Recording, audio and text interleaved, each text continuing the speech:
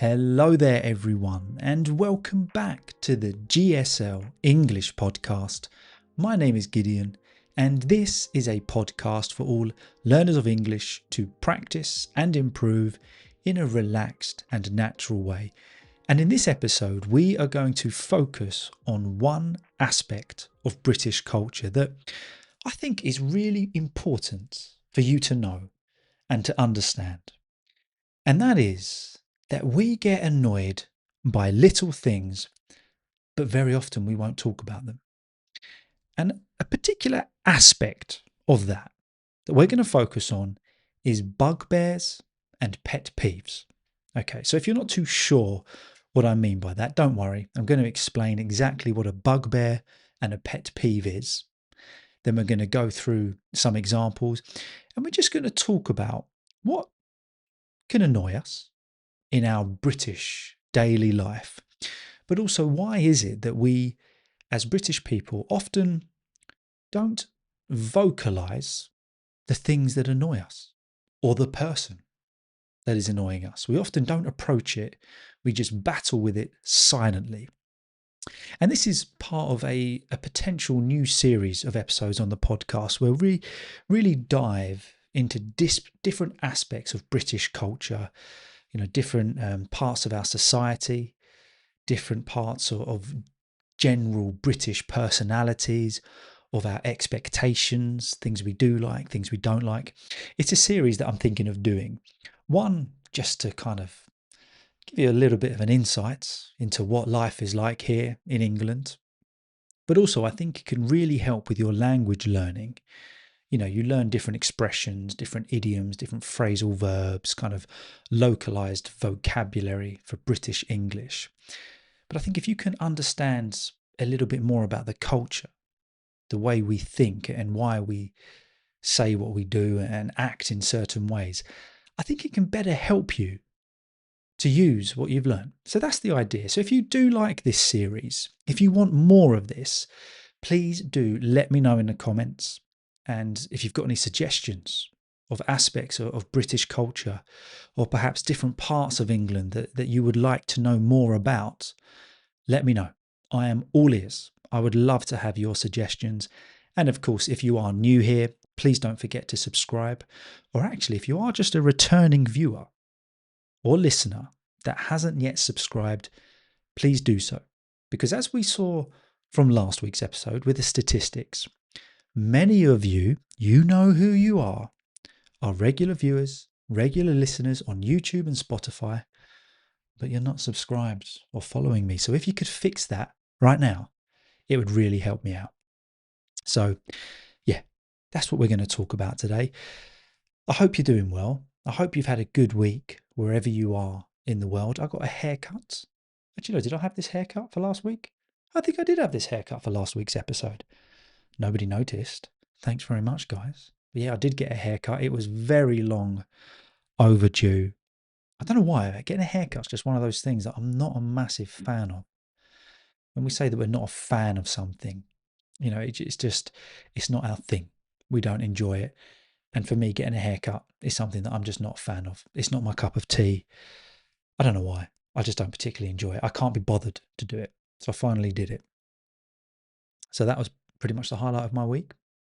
What have you been up to? I hope you've had a good week. I hope you've achieved everything that you needed to achieve. Now, on a daily basis, what annoys you? Can you think of those little things that just niggle at you? Now, when we say something niggles at you, it just kind of keeps on tapping you on the shoulder. It just niggles at your annoyance. We're going to go through some of mine in a moment, but I think part of British culture, understanding British culture, is understanding the little things that annoy us. Now, of course, it's subjective. We are all individual. I'm not speaking for every British person because I couldn't do that, of course. But just as a generalisation, as British people, I've noticed that there are things that annoy us. There are things that happen. No, I'm not talking about big things, just little things in daily life that annoy us, that frustrate us. But what we tend to do is we bottle it up We feel annoyed inside, frustrated, but we just ignore it. We're never going to approach it. We're never going to talk about it. And I think that's kind of part of British culture, being secretly annoyed. I might be wrong, but I think it's a massive part of kind of who we are. And the inspiration for this came from the fact that I was on my phone to my brother and he said, how you doing? I was like, yeah, I'm good, can't complain. And then I thought, well, no, I can complain. I've got things to complain about. I like to complain every now and then. But we use this expression in British culture, I can't complain. Meaning that, yeah, we've got things going on in our lives. Yeah, there's things that are annoying, frustration, difficulties, but I can't complain. Meaning that I just kind of put those on the back burner. Life's all right. I won't talk about them. I'll just bottle it up and I won't complain about them. And that's just something that we do. If someone asks us, how you doing? Yeah, I'm all right. I'm all right. How many times do we say that a week as British people? I'm all right. I'm all right. I'm all right. You could very well not be all right. Sometimes, I've got things on my mind, things I'm stressing about. I'll meet someone, I don't know, at the gym or a friend. They go, how you doing? I go, yeah, I'm all right. But we're annoyed about something. We're frustrated. But British culture, we just kind of bury it down and don't talk about it. But in this episode, we're specifically going to focus on those little annoyances of daily life. And we often call these bugbears and pet peeves. What does that mean? Well, let's start off by talking about a bugbear. A bugbear is something that annoys, irritates, or worries you a lot, often out of proportion. So a bugbear is something that it really frustrates you. It kind of internally irritates you and it worries you a lot. And it often does so out of proportion, meaning that it shouldn't annoy you this much. It shouldn't frustrate you this much, but it does. For example, you could say people talking loudly on the phone is one of my bugbears. You're on the train, commuting to work, and there's somebody in the row behind you talking away as loud as they can. It's a bugbear. Or grammar mistakes for some people are their biggest bugbear. This don't bother me at all, but for some people, in work emails, if there's a grammar error, it's a bugbear. It's often out of proportion. It shouldn't annoy you as much as it does, but it does for some reason. So I looked up, where does this term bugbear come from? Well, it goes all the way back to the Middle Ages, as these expressions so often do. So this term bug, originally, so going back to the Middle Ages, was referring to a frightening thing, often related to words like bogey or bogeyman. So something that is frightening, there to scare you. And bear referred to something big and scary. So a bugbear in the Middle Ages was literally a mythical creature used to frighten children into behaving, like a goblin or a monster under the bed. That was the idea. The bugbear will get you. Terrifying, really. Let's just pull back this memory. I remember as a kid, I don't know if this was just me, but being in bed, tucked up after my parents have tucked me in. When you tuck in, it's kind of, getting all the covers all nice and ready for bed, ready for sleep. I remember being scared of monsters under the bed, and there was not a chance my leg was going to hang off that bed or my arm was going to hang off that bed. It was foolish to do so. The monster would grab it. Let's just pull back that kind of memory about not letting my leg or arm hang off the bed. God, that was a throwback. I don't know if you felt the same as a kid, or maybe I was just a little bit of a strange child. I was a strange child. I'm a strange adult, to be honest. I'm not going to leave that there. Okay, so originally, why did I start talking about not sticking my arms and legs out of bed? All right, so bugbear, mythical creature, used to kind of frightening or scaring children into behaving. So over time, as these things so often did, the meaning softened. It calmed down. So then it went to something that gets under your skin. Now, if something gets under your skin, it just really irritates you. It really annoys you. I'm going to be completely open and honest here. I don't like the sound of people eating. I have a real problem with it. I think actually, technically, there's a term for it, which is called misophonia. or something like that, where you just get annoyed, irritated, it gets under your skin, the noise of people eating, particularly unnecessary noise. That is a bugbear of mine. It irritates me a lot. It frustrates me a lot. And later on, I'm going to talk to you about an area of that I think should be illegal. But it's a bugbear. It's not just a little annoyance. Actually, it's out of proportion how much it annoys me. I understand crunching. I understand that's going to happen, but unnecessary noise, like eating with your mouth open or something like that, just really gets under my skin. It's a bugbear. What's your bugbear?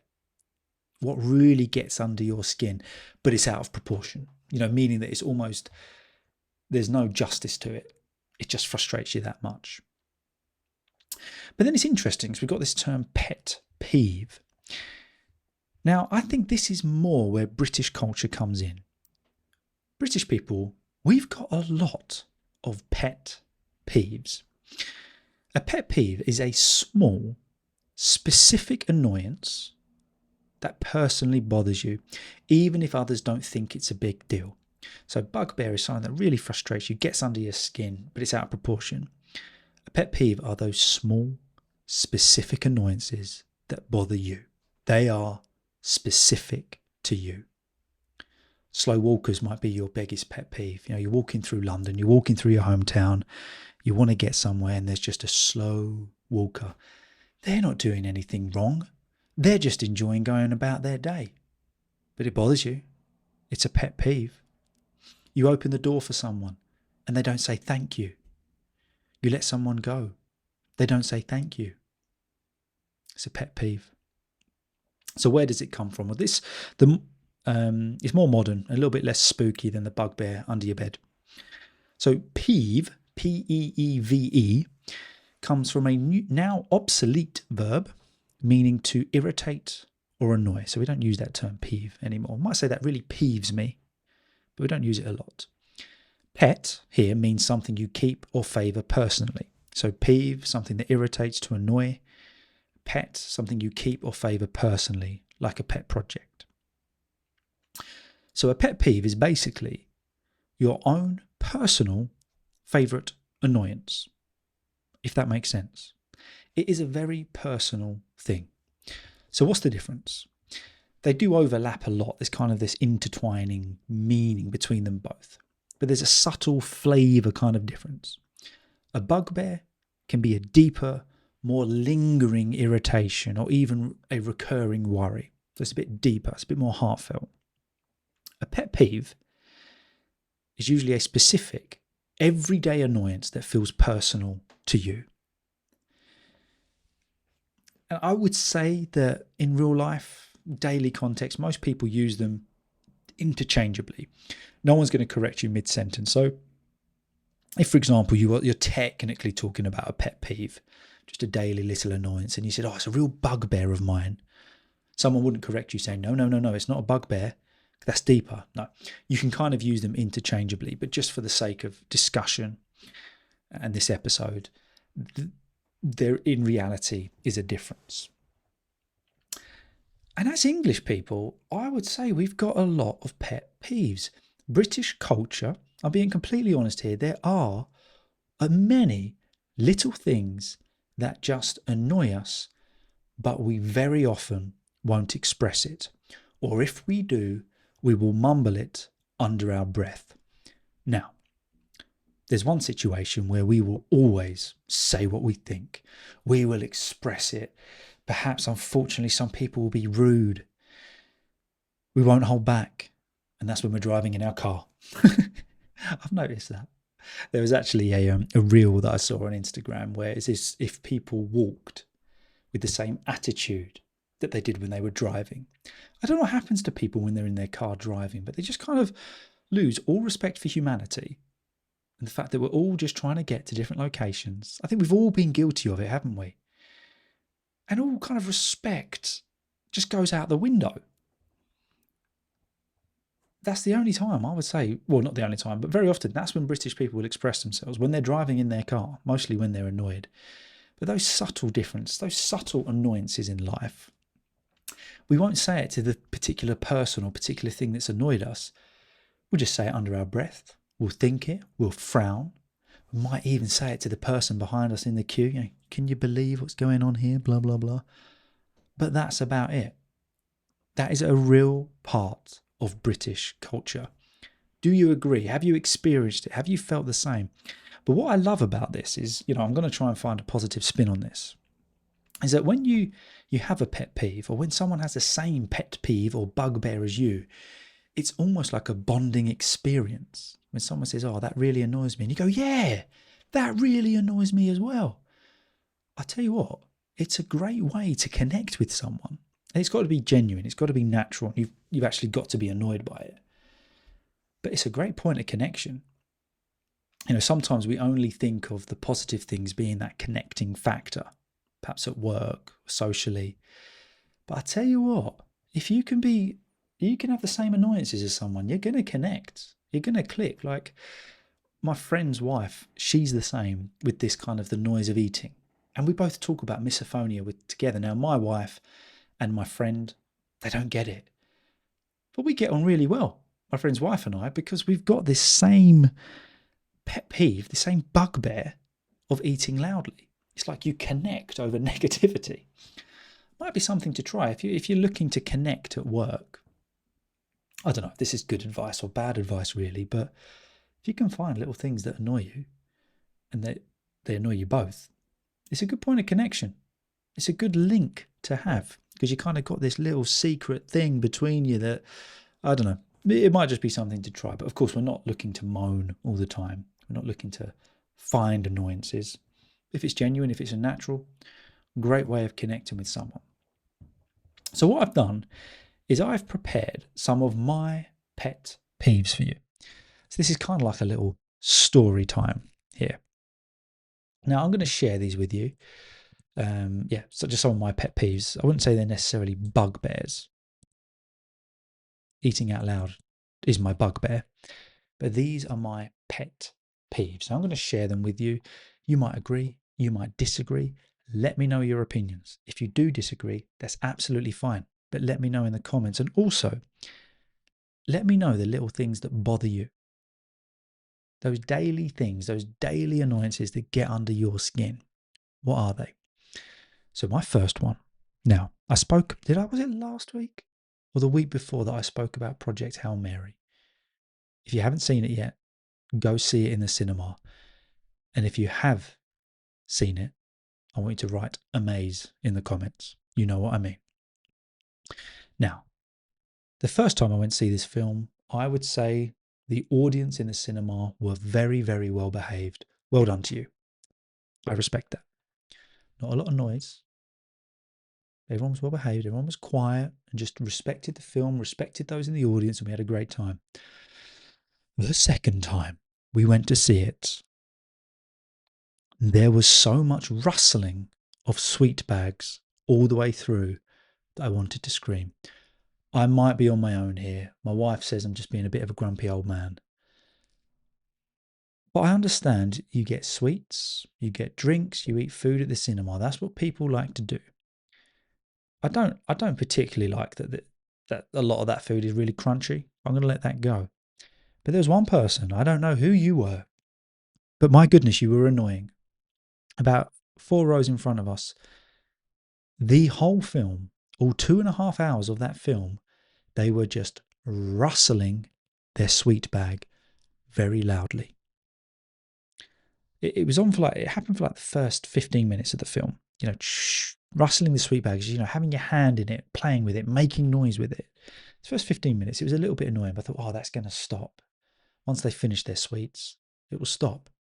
I'm the kind of person that I've finished all of my sweets during the adverts. Do it. I tell myself I'm not going to do it, but I do it every time. Then I've got nothing for the rest of the film. But an hour and a half into the film, they were still just rustling this sweet bag. Now, in a lot of aspects of that film, a lot of the dramatic scenes are accompanied with silence. And it adds to the beauty of the scene, to the emotion of the scene. I really love that film, honestly. But there's nothing worse when it's really silent. You're into the film and all you can hear is shh, shh, in a bag. Oh, my goodness. It was driving me mad.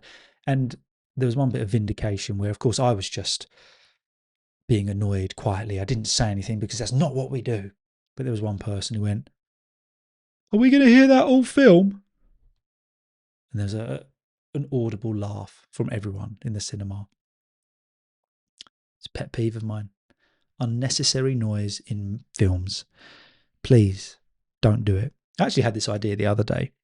My wife thinks I'm crazy. My brother thought it was a rubbish idea as well. How about 2 separate screenings? Okay. So you can choose. I know this doesn't benefit financially cinemas anywhere in the world, but you can choose to either go to a film, a showing where people are going to eat and have snacks, and a showing where people are not. They're just going to have drinks. I don't know. Are you on board with me? Am I just being too sensitive? I don't know. I'd be up for it. If someone said to me, "Hey, look, you can go to this showing where no one's going to have sweets to rustle, no one's going to be crunching really loud, making loads of noise, eating," I think I'd choose it. Yeah, pet peeve of mine. Okay, another one. I don't know if this is just an English thing, but here in England, when you go to get petrol in your car, or if you're American, gas, but we call it petrol or diesel, you don't pay at the pump. Well, you can pay at the pump. I'm going to start that again. You can pay at the pump if you want to, but generally speaking, you fill up your car or you put as much petrol in as you would like to, and then you go to the counter inside and you pay. I know in many countries, I think particularly when driving through Europe, you pay before, which does make sense. I like that idea. But what annoys me is when the petrol station is busy and you're waiting behind the car in front of you to get petrol, and they decide to go in, so they fill up their car with petrol, then they leave their car there, which is fine. So I can't get to the pump. There's none other available. And then they decide to do a shed load of shopping in that petrol station. And they're in there for 15, 20 minutes, getting some chicken, getting some Cocoa Pops. Oh my goodness, that drive. It happens a lot around here. In my mind, if I was going to do that, I would pull forward first. After I've paid for my petrol, I'd park up, and then I would go in and get my shopping. Am I just being miserable? Or is that a justified pet peeve?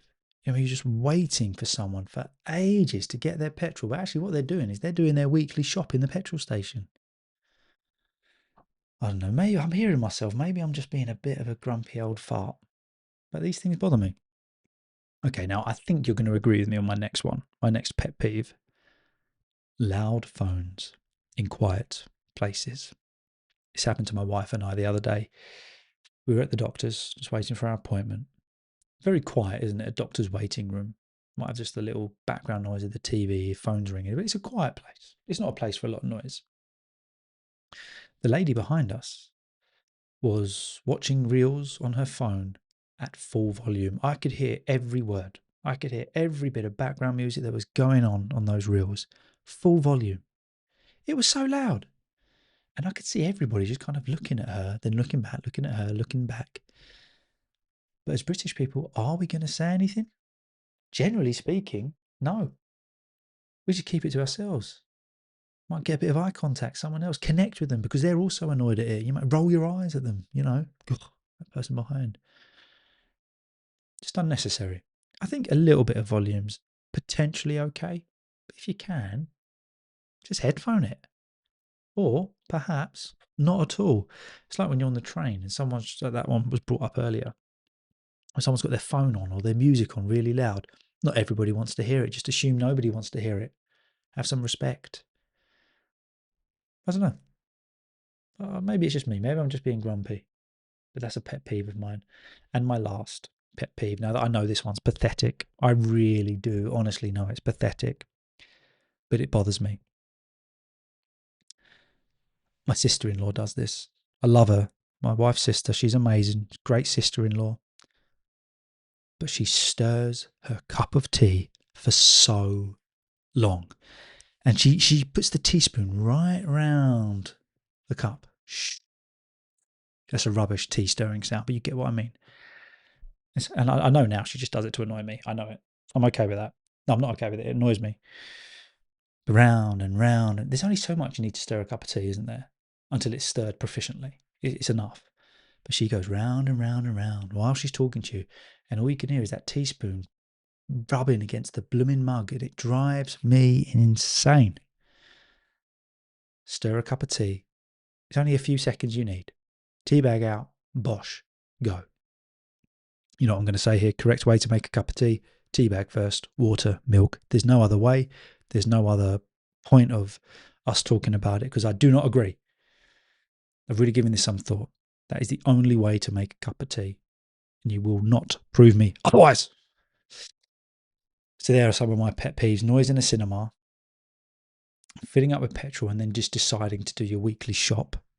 Loud phones in public places, quiet place. No, not even quiet places, public places.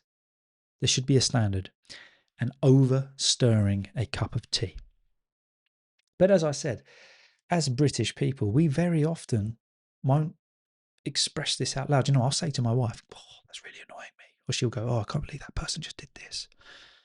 But we don't really say it to the person. And it is just part of British culture, those underlying annoyances that we keep silent about. So what I would love to know is this part of your culture as well? Or if something annoys you, will you say it? Because I know we're all different and we can learn something from each other, all of us, all different cultures around the world. Are you the same or are you different? If something's annoying you, will you talk about it? Will you express it? Will you let the person know? Or will you just kind of dive into your inner British person and just think, no, I'm just going to be silently annoyed? So bugbear or a pet peeve, what's yours? Let me know in the comments. So there you go. Now, if you did like this series, just a little bit of understanding of British culture and who we are, I would love to do more. So I'm thinking of kind of doing one every 4 weeks. Thinking of doing one of these and then perhaps another episode just exploring a particular place in England, just talking about it. I don't know. If you like it, I'll keep doing it. If not, I will never do it again. I promise. But thank you so much for watching, guys. You're all amazing. Thank you for your support. As always, you know I appreciate it. Please don't forget to like, subscribe, and follow, and say anything you want in the comments. And as a code word, what should we put as the code word? Let's put annoyed. If you got to this point of the podcast, please write annoyed in the comments. Have a lovely week, guys. Stay safe, and I'll see you soon. Have a good one, guys.